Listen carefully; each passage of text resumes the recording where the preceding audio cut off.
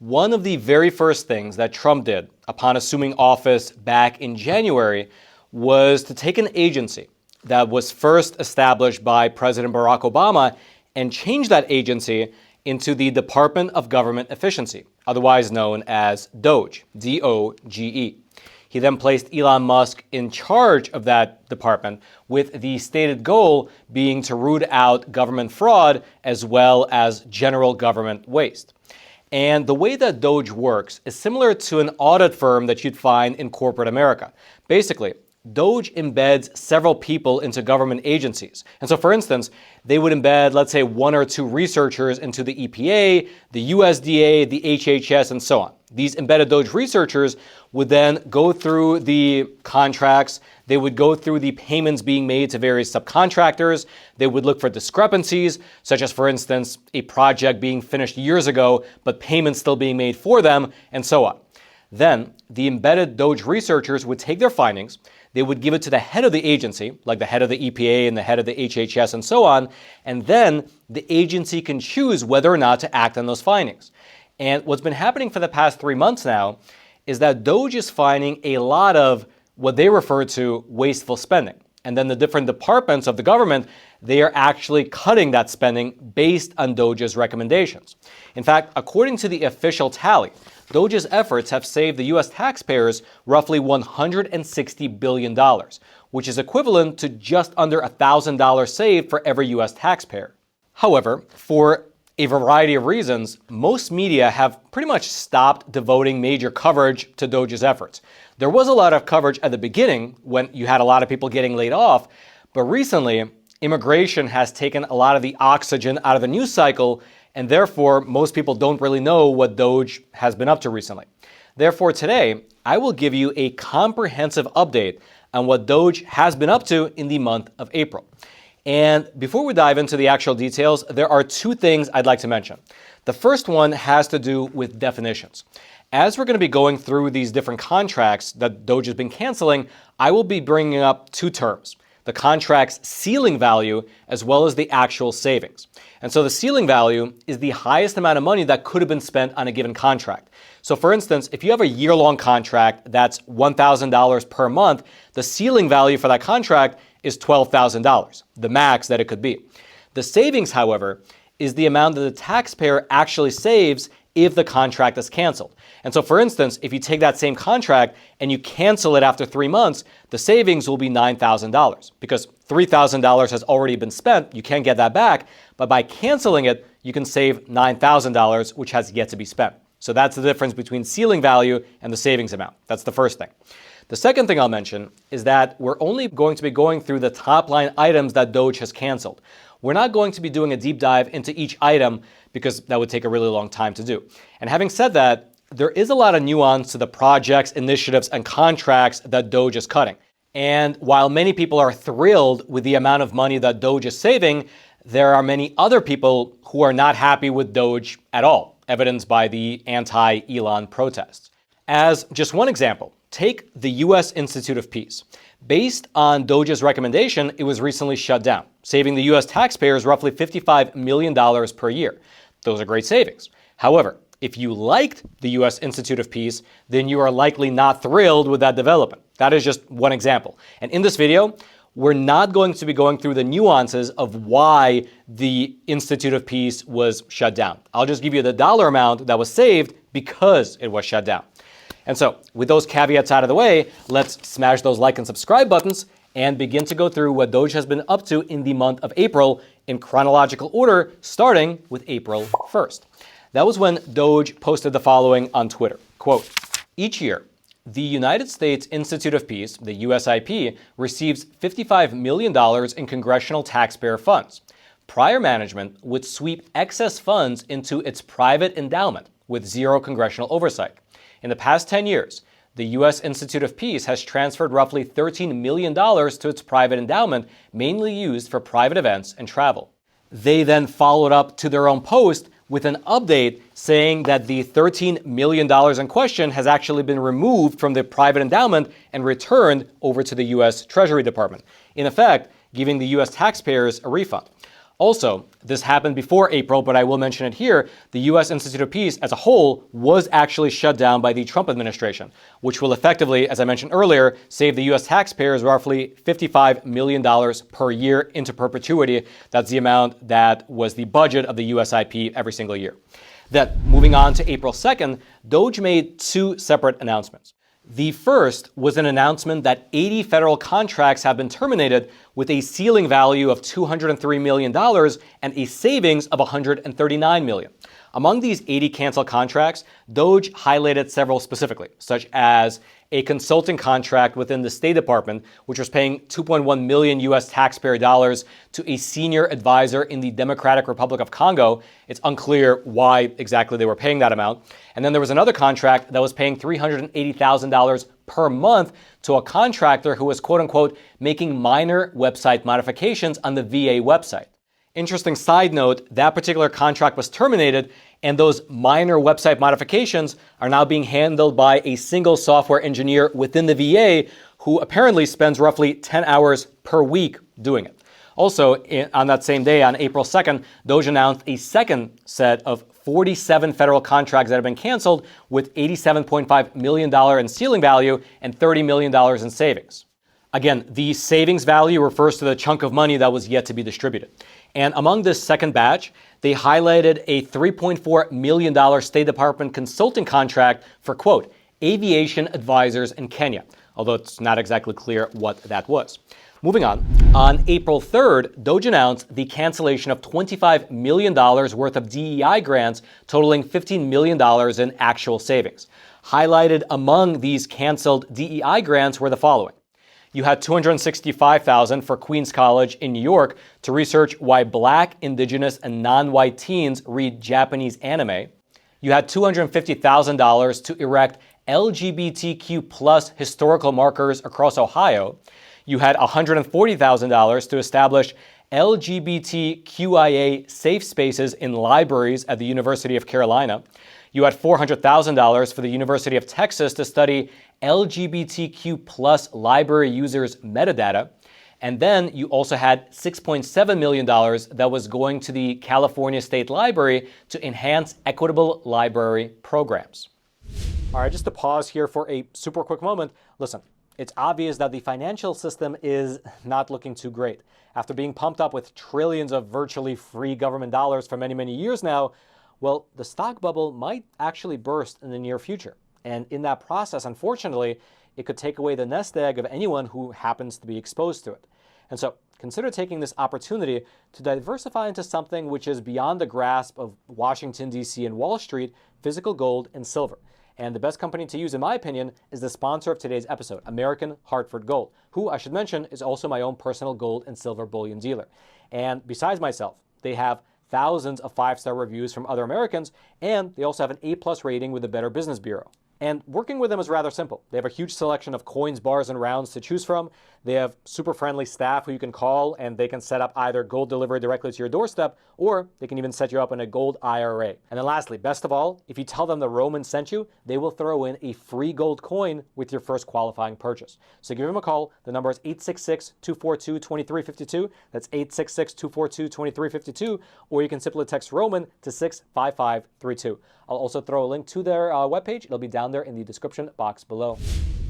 The next day, which was April 4th, DOGE announced that the General Services Administration saved $1 million per year by converting 14,000 old magnetic tapes into modernized digital records. Then, on April 5th, DOGE announced the termination of 63 federal contracts with a ceiling value of $124 million and savings of $39 million. Highlighted among this batch of canceled contracts, you had the following. A $1.9 million State Department consulting contract for global advisory and support services for the Republic of Palau in the Micronesia region, as well as a $1.25 million HHS contract that was given to a marketing consultant to manage Google AdWords for the health department. And by the way, just as someone myself who's worked in the realm of advertising before, paying someone north of $1 million a year just to manage your Google AdWords is astronomical. If I was a marketing consultant that got that kind of a contract, I would be thanking my lucky stars every single night.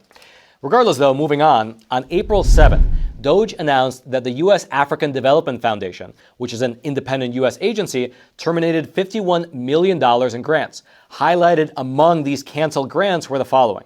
You had $229,000 for marketing 100% organic shea butter in Burkina Faso. You had $85,000 for a business incubator for entrepreneurs in Nigeria in the spa and wellness industry. And you also had $240,000 for marketing pineapple juice in the country of Benin, which, just as a fun fact, Benin is the birthplace of the voodoo religion. Also, very notably, on that same day, on April 7th, NBC News published a segment confirming what Elon Musk had said roughly 2 months ago, that the reason that federal employee retirements are capped at a certain number per month is because the paperwork is physically housed in a mine underground. Take a look. The facility has literally miles of files, some 26,000 filing cabinets filled with retirement paperwork, some of them stacked 10 high. Matt McIsaac runs the day-to-day operations inside. When you look out over all of this, what do you see? I see people. I see careers. I see service. And what do you mean a mine? When Elon Musk brought up the mine in an Oval Office appearance back in February as a target ripe for reform, McIsaac agreed. He's right. We have to improve the way that we do things for federal employees and for the American public. Moving on April the 8th, you had the Department of Homeland Security, in partnership with DOGE, announce that the U.S. Coast Guard, which sits underneath the Department of Homeland Security, and they eliminated an outdated IT program, saving roughly $33 million in the process. The terminated program in question was called the Logistics Information Management System, and according to the U.S. Coast Guard website, that particular program, it was aimed to, quote, integrate existing and future capabilities across the Coast Guard enterprise to best sustain its mission support operations by leveraging modern, cloud-based technology to deliver an integrated capability.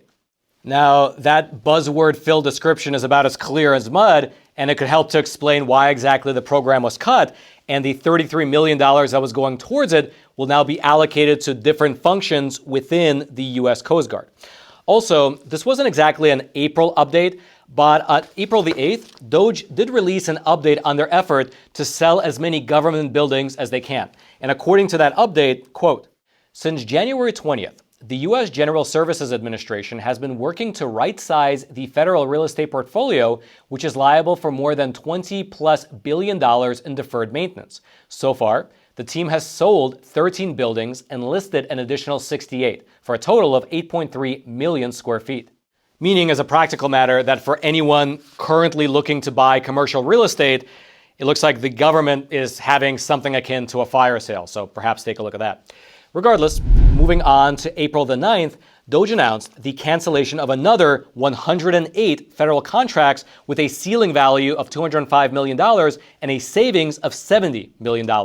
Highlighted among this batch was a $14,000 HHS contract for an executive transformational leadership training program, as well as a $5.2 million contract within the U.S. Office of Personnel Management. Now, I'm not exactly clear what that particular contract was about, as its summary was very vague and it just said the following, quote, to provide strategic advisory and assistance to improve and transform current processes and organizational systems.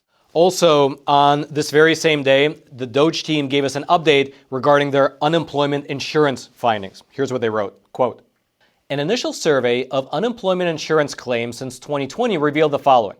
24.5 thousand people over 115 years old claimed $59 million in benefits. 28,000 people between 1 and 5 years old claimed $254 million in benefits. 9.7 thousand people with birth dates over 15 years into the future, meaning they're not even alive yet, claimed $69 million in benefits. Now, to be fair, some of those could have just been mistakes, such as someone putting in their birthday year incorrectly. But it does obviously raise concerns about having so many people in the system with obvious red flags in their files, with birthdays that don't make any logical sense. Also, among the suspicious unemployment insurance claims that DOGE was able to uncover, the majority actually came from just 3 states. Quote, California, New York, and Massachusetts accounted for most of these improper claims, totaling $305 million in unemployment benefits. Additionally, California accounted for 68% of the unemployment benefits paid to parolees identified by the Customs and Border Protection Agency on the terrorist watch list or with criminal records. Moving along, on April 10th, the Secretary of Defense, Mr. Pete Hegseth, he announced that in partnership with DOGE, the Department of Defense found a staggering $5.1 billion worth of wasteful spending in the form of consulting contracts and other non-essential services. Now, $5.1 billion is obviously an astronomical amount of money, but when you consider the Pentagon's annual budget is roughly $850 billion, it's actually not that much, at least percentage-wise. Now, in terms of what specifically the U.S. Pentagon uncovered among this $5.1 billion pie, Pete Hegseth, he actually released a short video in which he identified DEI, climate change, as well as COVID response-related contracts. Take a listen. All right, we're back with another update on cutting wasteful spending here at DOD, and this one is, as they say, a big one. This is a big day. We're signing a memo right now directing the termination of $5.1 billion in DOD contracts. Not million, that's with a B. $5.1 billion in DOD contracts for ancillary things like consulting and other non-essential services. So here's a few examples. DHA contracts for consulting services from Accenture, Deloitte, Booz Allen, and other firms. They're going to save the department $1.8 billion. How about a software reseller contract for enterprise cloud IT services, saving the department $1.4 billion. A $500 million Navy contract for business process consulting. Again, process, lots of consultant for administrative offices in the Bureau of Medicine. By the way, we need this money to spend on better health care for our warfighters and their families instead of $500 an hour business process consultant. That's a lot of consulting. How about this? A DARPA contract for IT help desk services that are completely duplicative with services already provided by our DISA workforce, saving the department another $500 million. We're also terminating, on the DEI front, 11 more contracts for DEI, climate, COVID-19 response, and related non-essential activities across the department. We are committed to rooting out DEI, root and branch throughout this department, and we found 11 more contracts, and we're going to keep looking. So that's $5.1 billion in DoD contracts we're getting rid of. Moving along, on April the 12th, DOGE announced the cancellation of another 102 contracts with a ceiling value of $215 million and a savings of $100 million. Highlighted among this batch of contracts were the following: a $250,000 General Service Administration contract for a circadian lighting pilot study, as well as $195,000 worth of Department of the Interior contracts to provide facilitation and collaborative problem-solving services. Also, on that very same day, DOGE highlighted a new policy from the Energy Department that'll help save taxpayers roughly $400 million per year. You see, what was happening was that universities would receive research grants from the Department of Energy, but then instead of research, they would allegedly, according to the head of the Department of Energy, use that money to upgrade their facilities. And while some facility upgrades are required for new research, the amount was significant, such that the Energy Secretary said that the taxpayers were footing the bill for these universities to upgrade their facilities rather than getting the R&D that we were actually paying for.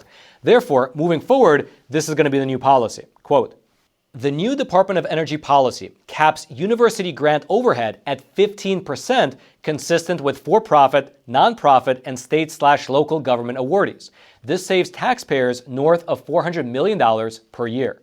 Moving on April 14th, DOGE announced the cancellation of 180 spending contracts with a ceiling value of $3.38 billion and a savings amount of $2.6 billion. Highlighted among this tranche of contracts were the following: an $85,000 EPA contract for live plant maintenance services, I guess also known as landscaping, as well as a $265,000 HHS contract for social media monitoring, subscription, training, and platform setup. Also, on that very same day, DOGE highlighted that the VA, they canceled a $3.9 million per year contract for salary survey data and analysis and they replaced it with a $5,000 per year contract to do the very same thing. Then moving along to April the 15th, DOGE announced the cancellation of 139 State Department contracts worth $215 million. Highlighted among this tranche of contracts were the following: $5.2 million for media diversity programs in the UK, $2.5 million for advancing critical civic engagement in Uzbekistan, $2 million for expanded newsroom sustainability and engagement in Moldova, $1 million for channeling gig workers' rights in Brazil, $2.4 million for responding to disinformation through creative content in Belarus, $1.7 million for independent media for peace and democracy in Europe, $1.5 million for a woman-led gendered approach to justice and accountability program, $1.7 million for a program called Be Media Wise in Bulgaria, $900,000 for a place for women to join to organize in Mauritania, $750,000 for building the migrant domestic worker-led movement in Lebanon, as well as $740,000 for a feminist free expression initiative in Tunisia. Also, on that very same day, DOGE highlighted a statement from the Secretary of the Treasury who said the following, quote, "The IRS has successfully saved $2 billion without any operational disruptions by eliminating wasteful contracts, such as auto-renewed licenses unused for years." And then also, apparently April 15th was a very busy day, DOGE announced the termination of another 57 federal contracts with a ceiling value of $1.68 billion and a savings of $1.5 billion. You then fast forward to April 18th, and that was when DOGE announced the National Science Foundation canceling 402 DEI grants for a total of $233 million in savings. Highlighted among them was $1 million earmarked for anti-racist teacher leadership for statewide transformation. Then you fast forward a few days, and on April 23rd, DOGE highlighted the Justice Department's cutting of millions of dollars worth of grants. Now, the total dollar amount for this tranche of savings isn't clear, but included among these programs that were cut by the Justice Department are the following: $2 million for national listening sessions of individuals with lived experience, $695,000 for a parallel convergent mixed methods case study research design to assess the efficacy of police departments' LGBTQ liaison services, as well as $250,000 for working with incarcerated transgender individuals providing gender-affirming care to including housing in gender-appropriate facilities. Then the next day, on April 24th, DOGE announced the cancellation of 269 federal spending contracts with a ceiling value of $845 million and a savings of $255 million. And also, aside from those contracts, federal agencies also terminated $90 million worth of grants, including the following: $995,000 for a Black, Indigenous, and People of Color culinary program, as well as $625,000 for a Russian Far East biodiversity partnership. Also, on that very same day, on April 24th, the U.S. Navy announced the cancellation of several IT contracts, as well as 45 grants, totaling $300 million in savings. And in a video that came out alongside that statement, the Navy Secretary thanked DOGE for being the ones who identified what he referred to as this wasteful spending. Here's specifically what he said. By eliminating this waste, we'll save almost $300 million. I commend the DOGE team for finding these opportunities to help save the Navy and increase our readiness and warfighting capability. Then the next day, which was April 25th, DOGE announced that the National Science Foundation canceled an additional 701 DEI grants for a total of $203 million in savings. Highlighted among this tranche of canceled grants was one titled Building Racial Equity in Marine Science. And then also later on that same day, DOGE announced that over the prior 2 days, government agencies terminated 226 contracts with a ceiling value a little over $1 billion and a total saving amount of $555 million. And then finally, on April 29th, which is today, which is the day we're filming this episode, DOGE announced that the Department of the Treasury went live with their automated payment verification system. Now, this was something that DOGE recommended they implement in order to reduce the number of improper payments that were being made, and apparently it's working. Here's specifically what they wrote, quote, Last week, the Department of Treasury went live with its first automated payment verification system. In total, $334 million in improper payment requests were identified and rejected due to missing budget codes, invalid budget codes, i.e. the payment was not linked to the budget, or budget codes with no authorization. And that is, again, $334 million blocked in the first week of this program being live. And perhaps this is a really good place to end this update, not only because we've run out of days in April, again, today's April 29th, but also having the Treasury implement an automated payment verification system based on DOGE's recommendations is a real sign that these cost-saving measures might last well into the future. Because at the very least, moving forward, the Treasury Department employees will need to carefully fill out the forms to have the payments go out. Or at the very least, they will need to have the proper budget codes associated with each payment, which was apparently something not happening before. And so there you have it, a full update of what DOGE has been up to in the month of April. And I will mention that we only went through the top line contracts, grants, and projects that were canceled.